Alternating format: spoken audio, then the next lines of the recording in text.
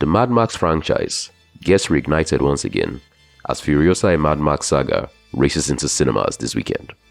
And as the title suggests, it is a film that centers upon the one-armed imperator from Mad Max Fury Road, who many believed had effectively upstaged Max in his own movie.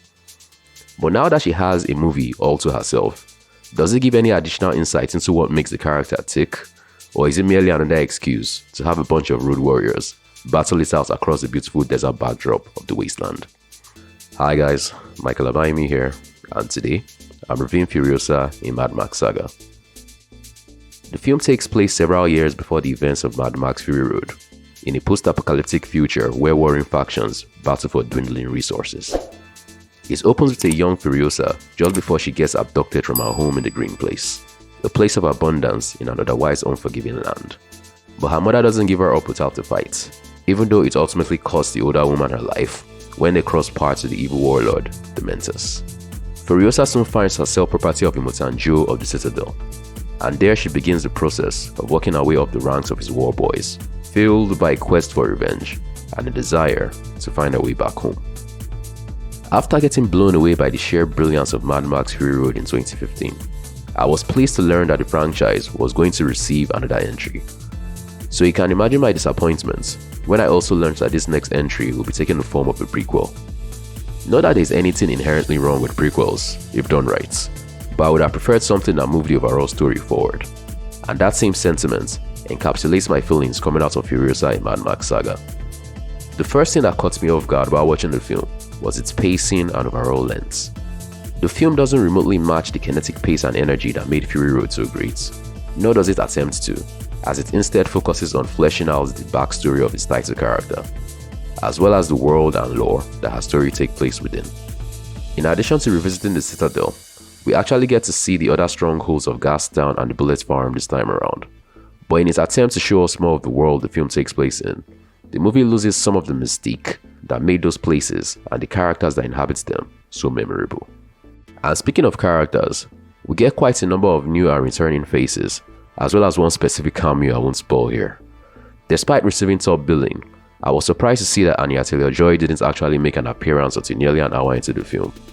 And while I was initially skeptical that they had opted to recast the role of Furiosa with someone younger, she effectively channels the same stoic determination and overall badassery that Charlize Theron had brought to the role in Fury Road.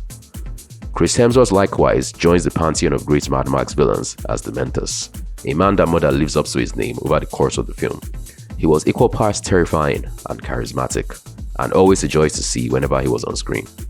It was also nice seeing characters like Rictus Erectus, the Bullet Farmer, and of course anya-taylor and his party of war boys all make a return, although the knowledge of their ultimate fates in Fury Road make the reunion all the more bittersweet. But I think where Furiosa truly succeeds is in its action sequences.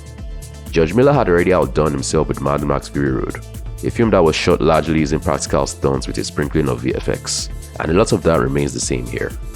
Just when I thought I'd seen all the cool ways that people could get thrown off motorcycles or chewed up by cars, the film doles out even more vehicular madness to show I ain't seen nothing yet. All of it was beautifully shot and appropriately epic, even if it doesn't quite outshine what came before. Furiosa can be considered yet another benchmark for post-apocalyptic action movies. But while Fury Road had put nearly all action films before and after its release to shame, this one merely serves as a reminder of why George Miller, at 79 years old, is one of the very best directors still working within that specific subgenre. And even though the film takes a while to get going, and it sometimes struggles to justify its own existence, it ultimately satisfied my hunger for more Mad Max movies, at least until we get that proper sequel that's hopefully still in the works. I'll give the film an 8 out of 10. Will you be watching Furiosa this weekend? Let me know in the comment section down below.